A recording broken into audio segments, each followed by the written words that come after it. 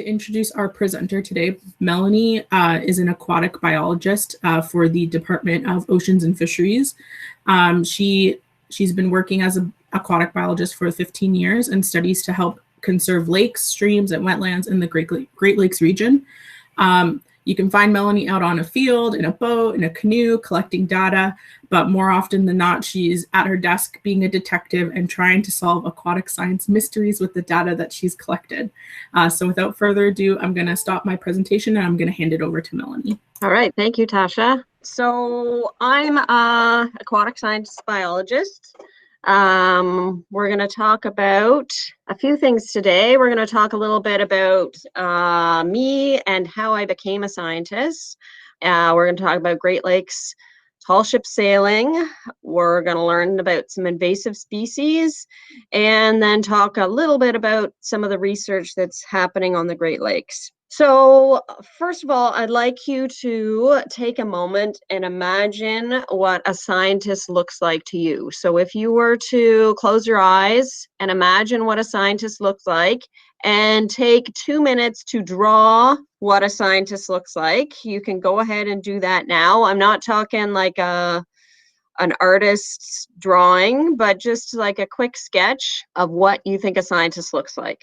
Okay, if anyone has a picture they want to hold up to the camera, they can do that, or you can describe what you drew in the chat window if you'd like to do that. Oh, very nice. I see. Oh, very nice. Someone drew a stick figure and wrote beside it, anyone. I like that. Very good. Oh, I see a person with looks like a lab coat and some sciencey test tubes and looks like goggles. Very nice. Oh, someone else with a lab coat. Okay. Okay, so some of you have some pictures you've drawn. Very good.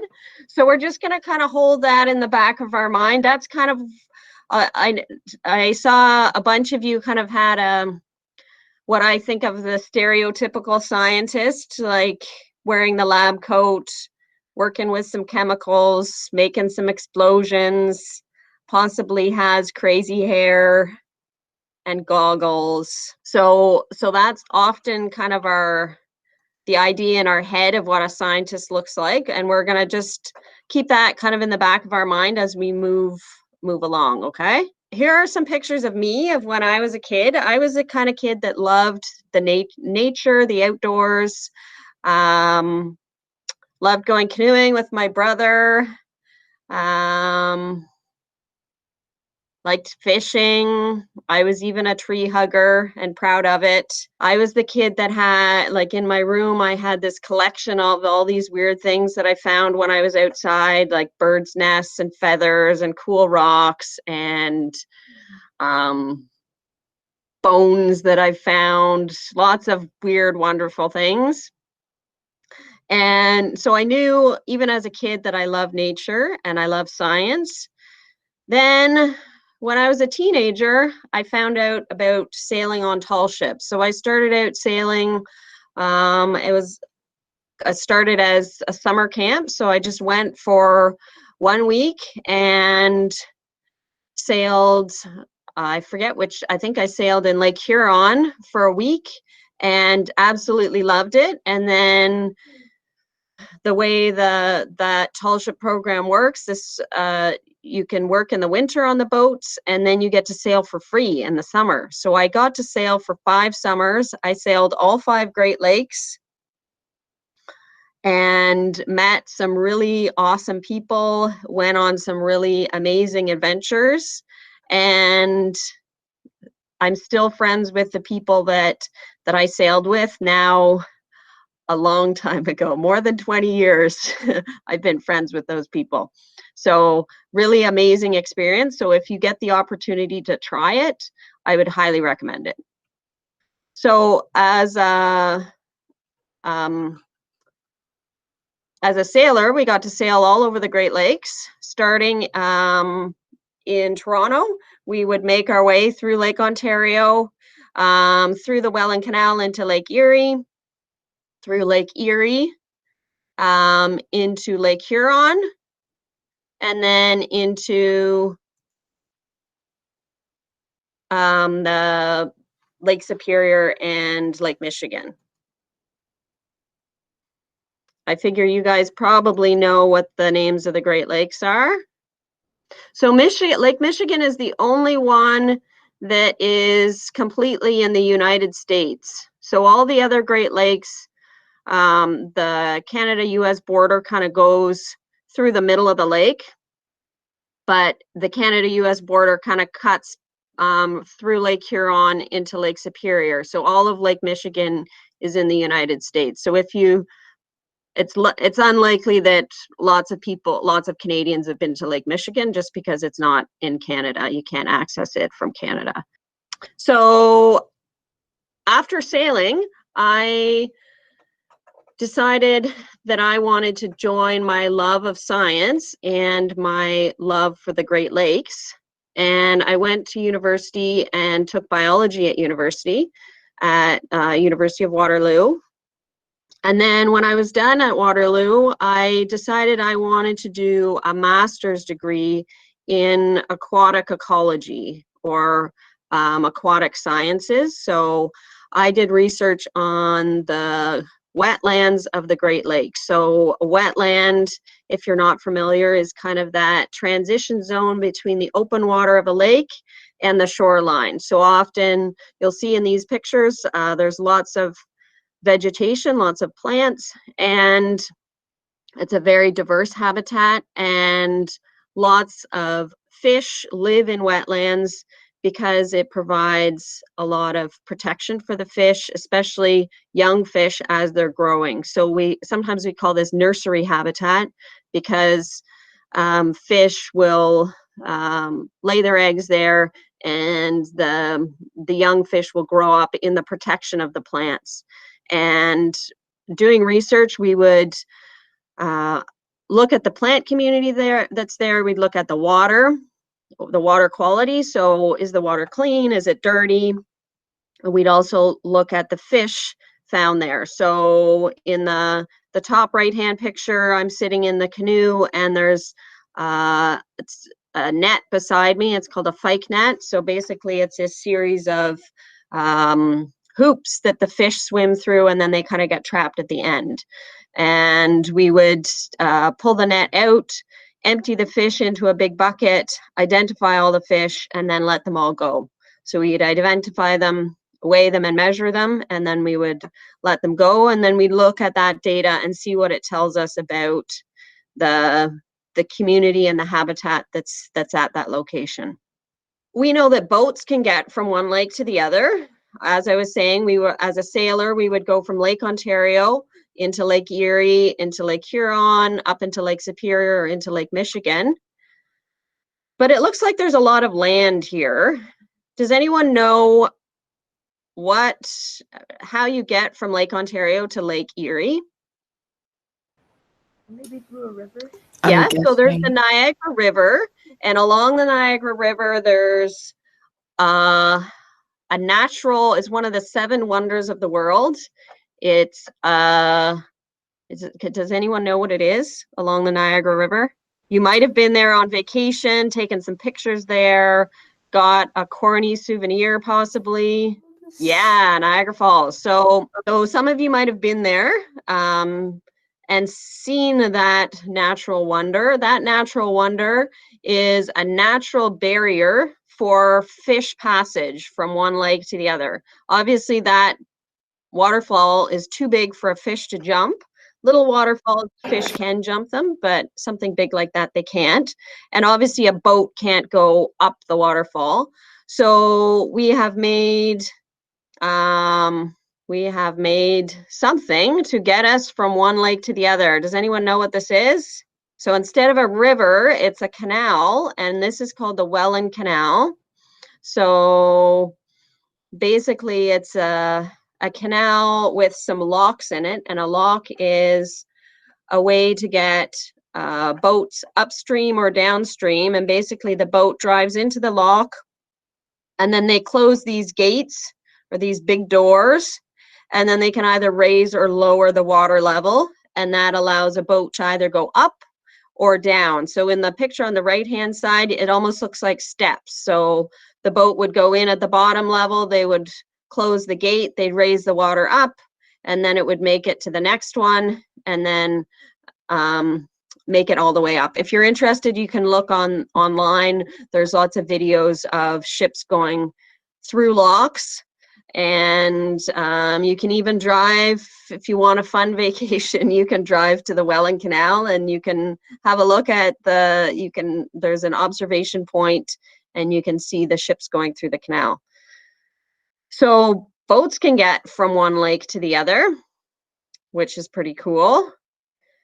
What else can move from one lake to the other? Maybe tankers or ships. Okay, yep. So big tanker ships. So they would be carrying lots of cargo. Often it's from the West Coast. They would bring grain from Lake Superior all the way through the Great Lakes and distributing at different points along the way, or taking it all the way to the to Montreal or Quebec and then shipping it overseas. Also, we would be bringing other things up the lake, oil, different things for manufacturing, stuff for making steel, iron ore, that kind of thing. So definitely boats can go through, but what else can get through the locks? Fish.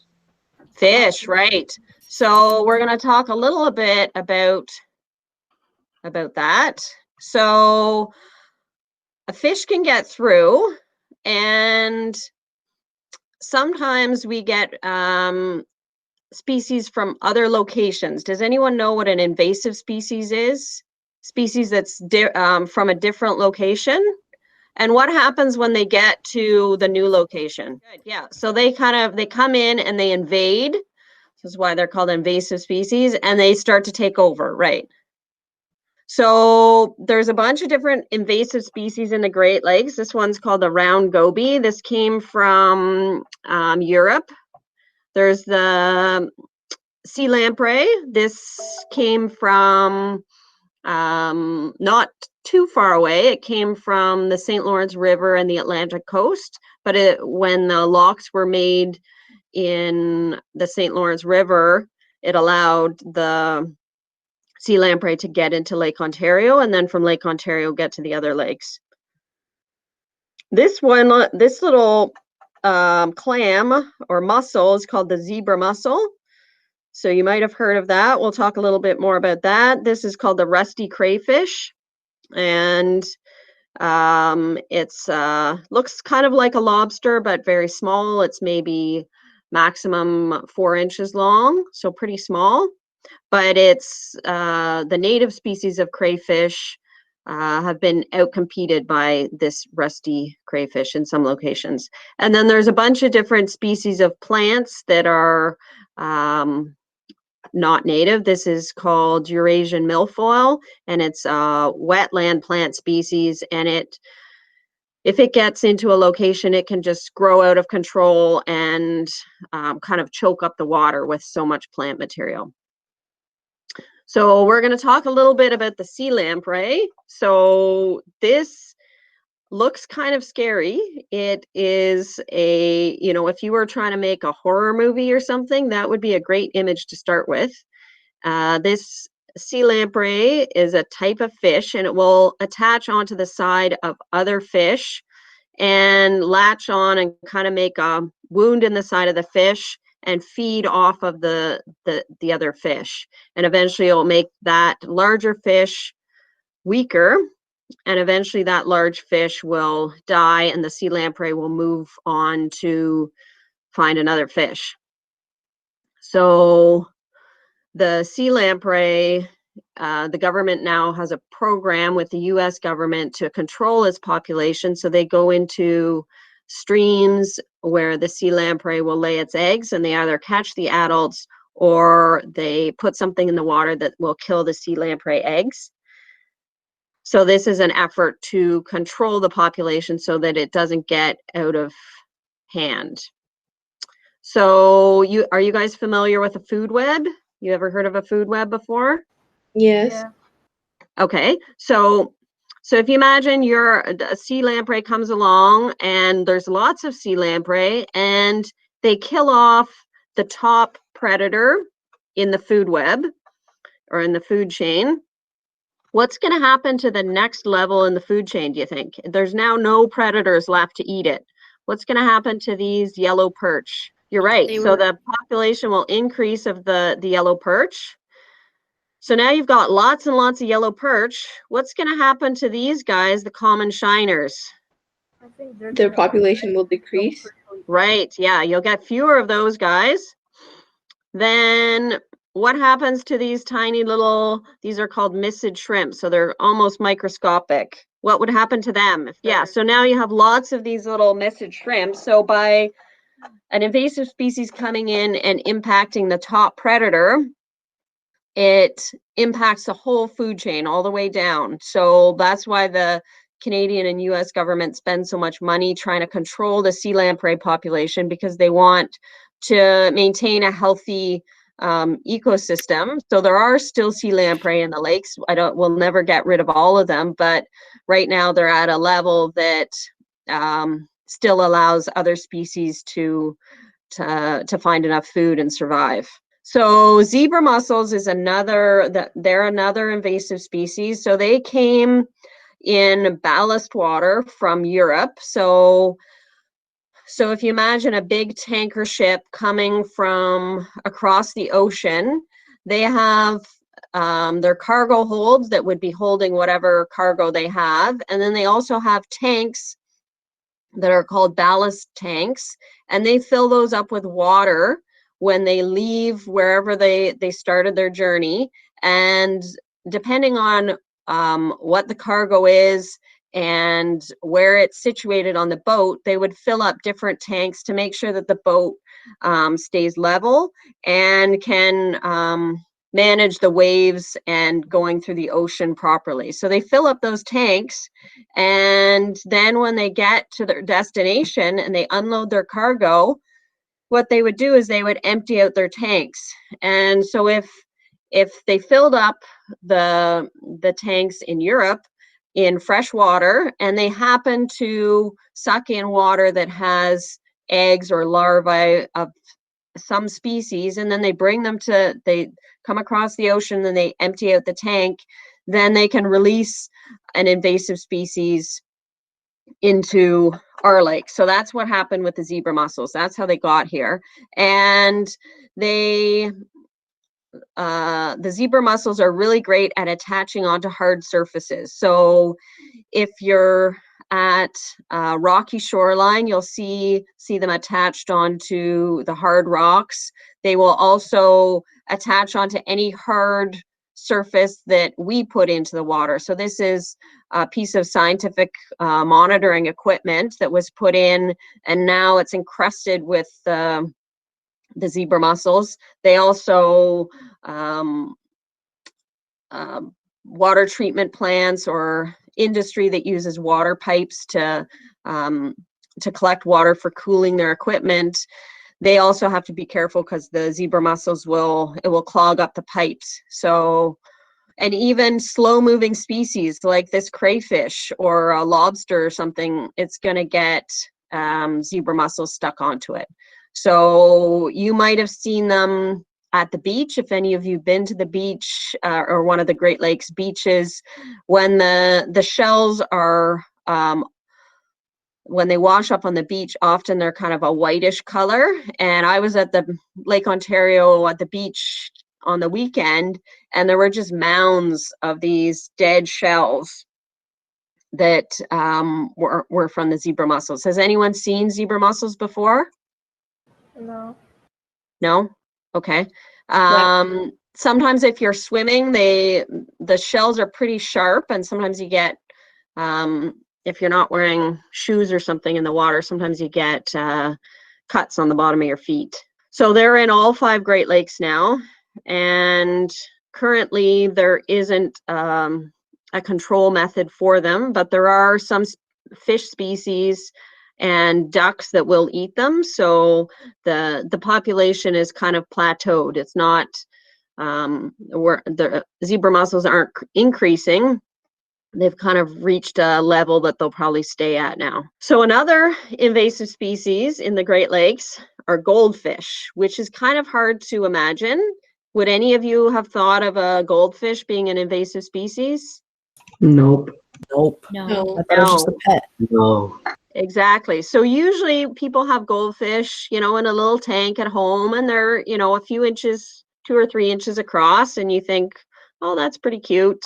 And people keep them for a while. And they used to actually give people goldfish at like fall fairs and carnivals and stuff as prizes, and people would take the fish home and they keep them for a while. And then sometimes people would think, well, I don't really want my goldfish anymore, but I don't want to kill it. So they decide, okay, well, I'll just take it to the pond or the stream or the lake and I'll let it go, because that's better than killing it.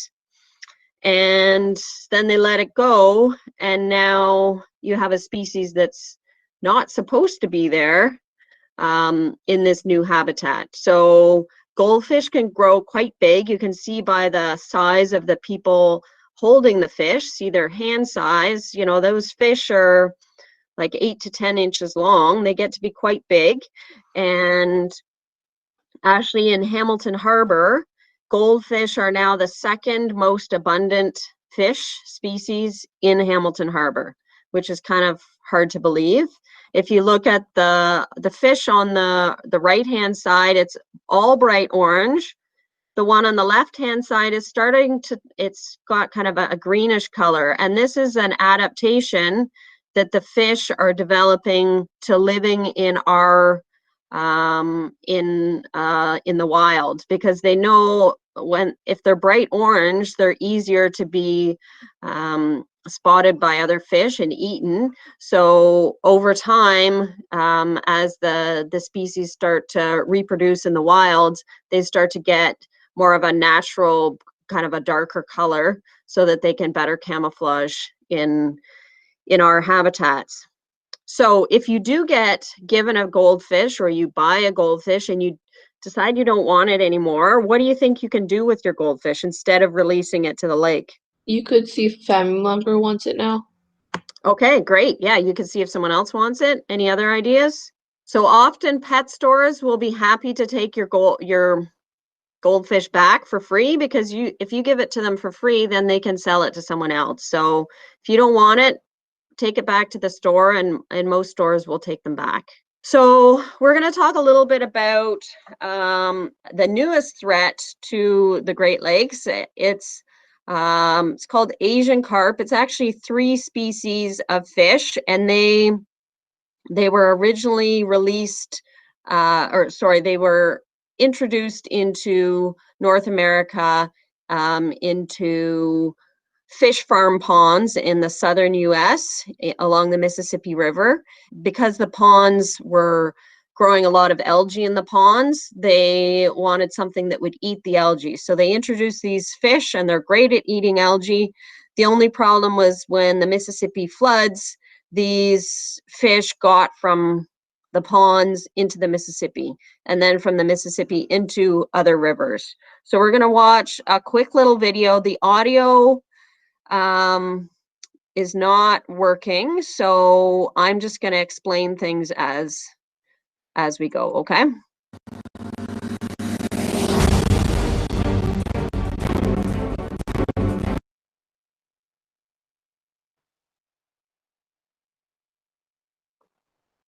So these are the Asian carp. They, for some reason, whenever the water is disturbed, they jump out of the water. So it's a bit crazy. Whenever a boat goes along, they start jumping out, and it can actually be rather hazardous for the people going for a boat ride, as you can imagine. So, and they're quite abundant now in a lot of the rivers along the Mississippi corridor. So they feed on algae, amongst other things. This is a picture of the fish ponds where they were originally introduced, and then they got into the ship canals and then eventually into the Mississippi River. So they've and they're trying to keep them out of the Great Lakes. This is showing a fishing derby, and they're now doing fishing derbies to try and encourage people to catch them so that they can reduce the numbers. So this is a bow fishing derby, and this woman got hit in the head by a fish, and it actually ends up breaking her jaw because of the force of the speed of the boat and the fish. So they can produce lots of offspring and reproduce quite quickly. But they're trying to encourage people to eat them. So this lady's having some fish cakes made out of the Asian carp. And that's one way to reduce the population, is just eat them. Unfortunately, they do have a lot of bones in the flesh, so it's probably not the nicest fish to eat because you got to pick through a lot of bones. So if you remember the map of the Great Lakes, Lake Michigan, the one that's all in the US, at the bottom of Lake Michigan is a canal that connects Lake Michigan to the Mississippi River. And what they're really trying to keep these Asian carp out of the Great Lakes, because once they get into the Great Lakes and start reproducing, there's no way to control them. So one way to keep them out is to make sure that the people don't transport them by eggs stuck on the side of a boat or bait fish. Another way that they're trying to keep them out is with an electronic gate that uses electricity as a barrier so that the fish won't swim through it. So they have kind of electrodes sticking in the water that electrify the water and prevents the fish from going through, but it still allows boats to go through. So what can we do to prevent invasive species from getting into the lakes? Maybe put some funds into building a habitat for them where nobody else can get to. Okay, that's a good idea. Okay, yeah, so the big tanker ships can be more careful. So one of the things that they're doing a lot of research on ballast water and trying to keep fish or other organisms from getting into the Great Lakes. And one thing that they're doing is they're getting boats to switch their water in. So if they're coming from Europe with ballast tanks full of fresh water, they would get them to switch that water to salt water at some point while they're crossing the ocean. And then once they get to the Great Lakes and they have to empty out those ballast tanks when they empty out their cargo, that water that they're bringing in is now salt water. So any saltwater species wouldn't be able to survive in fresh water. So that's one method. They also have some other technology methods that kind of use electricity or kind of a shock that goes through the pipe as the water comes in and out, so that any water that's coming in there would be nothing living in it as it comes into the tank. So then when it gets released, then you're not going to transport other species. What about if you think of recreational fishermen, what's something that just regular people can do to help prevent invasive species moving around? Can stop putting their goldfish in places they're not supposed to go, and putting species where they're not supposed to go. Good. So another thing that often fishermen use is called bait fish. So they're just small minnows.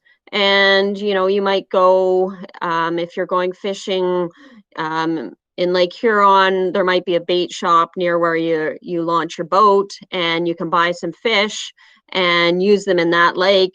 But you're not supposed to take those bait fish that were from that lake and go to, say, Lake Ontario or one of the lakes in Muskoka and use the fish there, because then you're moving species around that shouldn't be moved around. So those are some good ideas of what we can do for helping prevent invasive species from getting into the lake. So that was good thinking. So the next thing I'm going to talk about is some of the research that we do on fish in the Great Lakes. So you might wonder, how do scientists do research on fish? Well, first we have to catch them. So at the beginning, I talked a little bit about these nets that we use. So the fish, if you look at the picture on the right-hand side, the fish swim along and then they get to a barrier net, and then they swim along that barrier net, and then they get into these hoop nets. And once they're inside the hoop nets, it's kind of like a funnel, and they swim through the funnel, but then can't find the small opening to get back out. And then they get trapped kind of at the end part. And we come along and we pull out the net and we see what fish are there and weigh them and measure them and identify them and then let them go. Another method is we use, it's called electrofishing. So you use a mild electrical current is put into the water, and that kind of stuns the fish, and then the biologist can scoop the fish out, they put them in a big bucket, and then they can identify them and let them go. Some really neat new research that's happening is we're using telemetry. So that's basically we're using a radio signal to track the fish. So fish are captured and we do surgery on the fish and put in a radio transmitter. And you'll see on the picture on the right-hand side what the transmitter looks like. It's almost like a cylinder, and depending on the size of the fish, it determines the size of the transmitter that is used. So the surgery takes 2 to 3 minutes. They put that transmitter just under the skin in the body cavity, and then the fish is sewn back up and released. The transmitter inside the fish will send out a signal every 1 to 5 minutes.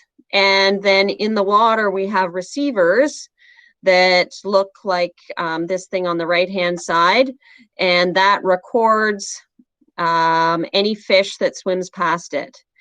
And then we come around every few months, pull out the receiver and download the data, and then we can get an idea of where the fish are moving in the lake. So this is an image of Lake Ontario with all the receivers that we have. So we've got lots in Toronto Harbor, a bunch in Niagara on the lake, the Niagara River area, and a bunch in Hamilton, and then a whole bunch in kind of the middle of the lake. And every time a fish swims past one of these, their serial number and information is recorded on the receiver, and that gives us an idea of where these fish are moving to. So we have some pretty cool stuff that we're learning about fish. So in a bunch of fish that were tagged in Hamilton Harbor, we can see them moving all the way to Toronto, some fish moving to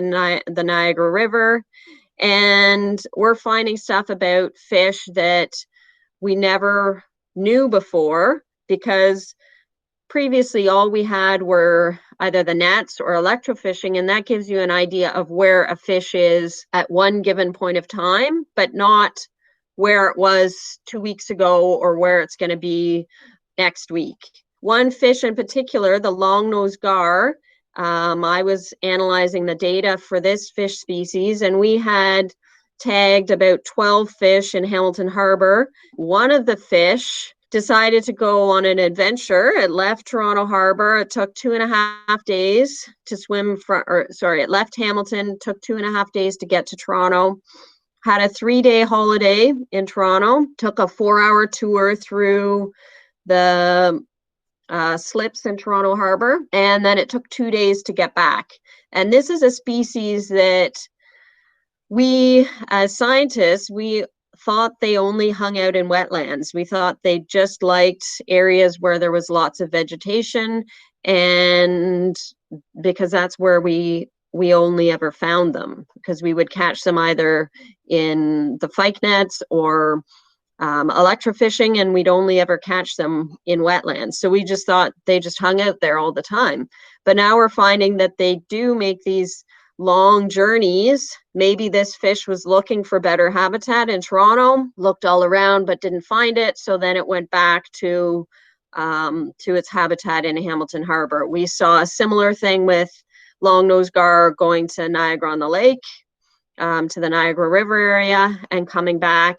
We find that they, some of them spend their winter in Hamilton Harbor, some spend their winter offshore in Lake Ontario, and all of this is information that we never would have known if it wasn't for this new technology that allows us to track the fish. Now that we've talked a little bit about aquatic biology, does anyone's idea of what a scientist look like, has that changed for anyone? Yes, it's changed for me.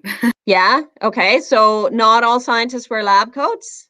I feel like I first perceived scientists to be a lot of people that just work in labs, and I didn't expect a lot of them to be like marine biologists. I just thought of scientists as one branch, and now when I look at it, I see all like the different things sticking out, and it makes more sense for me. So yeah, there's lots of really amazing branches of science. Not all of it has to do with stuff in a lab. Like if you think of an engineer or a doctor or an astronomer, astrophysicist, all those people, they're not in a lab, they're doing other stuff. Since I love nature, I chose biology so that I could kind of combine some things that I already liked. And now I get to do cool stuff with fish and still get to be out in the water and sometimes away from my desk. Okay, does anyone have any questions? Have you ever seen a shark? Have I ever seen a shark? Yeah. No, I have not seen a shark. Actually, Actually, that's wrong. I have seen a shark in the Bahamas, but never a shark in the Great Lakes. No freshwater sharks here. what is the deepest you've gone underwater? The deepest I've gone underwater, I've probably gone maybe 10, 15 feet underwater. Most of the research that I do is either from a boat or kind of wading through the water. There are biologists that do work scuba diving. So sometimes people are trying to identify fish in their habitat, so not in a net. Often these are kind of behavior studies. They're trying to see what the fish are doing underwater, or they're trying to identify plant species in the water. So I know I do have some colleagues that do some work scuba diving, so they would be under the water. Have you won any awards for your work? No, but I do have a bunch of scientific papers that are published. So in a way that's a little bit of a reward. You collect your data, you analyze the data, you write up a paper, a scientific paper, and then that gets submitted to a journal, and then peers or other scientists would review that paper that you've written and make comments on it. If they think it's good enough, then it gets published. If there are corrections that you have to make, then they would send it back to you. Just like if you're doing a writing assignment, you would send it to your teacher. Your teacher would do a bunch of edits, make it all red with corrections that you have to do, and then he or she would send it back to you, and you would have to make your edits. So I do have a bunch of scientific papers that are published. Is anyone else in your family biologists? No, but I do have others. My brother's an environmental engineer. My dad's an engineer. So I do have science people in my family, but no one else is a biologist. How many different types of fish would you see in like a week or so? It depends on where you would be. In more urban environments, so if I were to collect fish in, say, Toronto Harbor or Hamilton Harbor, I might find maybe 5 to 10 species of fish that day. if you're in a more pristine habitat, so something further north, further away from people and the impacts of urban development, you would find more fish species. So you might find 10 to 15 different fish species in a day if you were setting nets or electrofishing. There's a link here that's where there's a ton of really cool questions that have been shared. Melanie, would you like me to read some of them off for you? Sure, yeah. How long do you work for every day? It depends. So if I'm doing an office day, it's, you know, 7 to 8 hours a day. If I'm doing field work, sometimes those days are longer because you might be out in a remote area and you only have a certain amount of time and you're trying to get as much done as you possibly can in your, say your field trip is a week long. You want to get as many sites sampled or in that time. So often the time might be, you know, 10 or 12 hours on those days when you're out in the field. Here's a really good one. What's the most challenging part of being a woman in your field? To tell you the truth, I haven't found any discrimination towards me because I was a woman, but I know other people have, so I know it's out there. But I think all the people that I have worked with have been given me the same opportunities that anyone else would have gotten. So I'm grateful for that, but I know there are people that do have challenges. I can't think of any specific challenges that I've had because I was a woman. Have you always wanted to be a biologist? If not, what else did you want to be? Well, when I was younger, I wanted to be a veterinarian. So kind of along the same lines, but my marks weren't good enough to get into vet college. I think you needed like a 95 average and I didn't have that. So I decided to do biology instead. What is your favorite marine species? Ooh, okay. So my very favorite is the river otter because they're just so fun and they're so playful. And one time we caught, so in those spike nets, the big hoop nets, we were at a wetland and we caught an otter in the net. And so the otter had swum in because there were fish in there. And he was so angry at us, he or she, because we were wrecking his really nice buffet breakfast that we provided for him. And so we opened up the end of the net and he just kind of wanted to stay in there and eat the fish, I think. And he was mad that we were trying to shake him out of the net and we finally got him out and he kind of growled at us and then ran away. What is the most challenging thing about your job? A lot of the work that I do is data analysis. So I think that is probably the most challenging, but it's also the most fun. That's the part where I get really excited about when I get sent a data set. It's like I'm a kid in a candy store and I just can't wait to see what information is in that data, what story that tells us.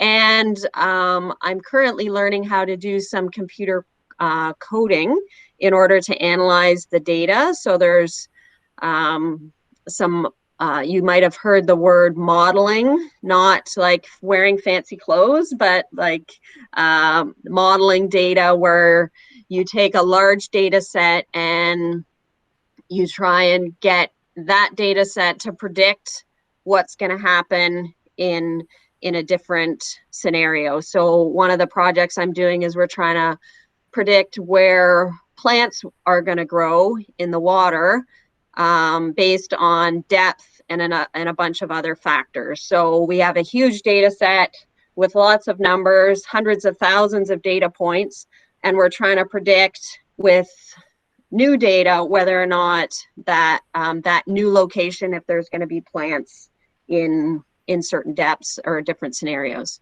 Mm-hmm. So that part I would say is the most challenging, but it's also, I think, the most interesting as well. And then I think jumping off of that, our favorite 5-letter word, someone's asked how COVID-19 has affected your job, if it has in any way. I was already working from home.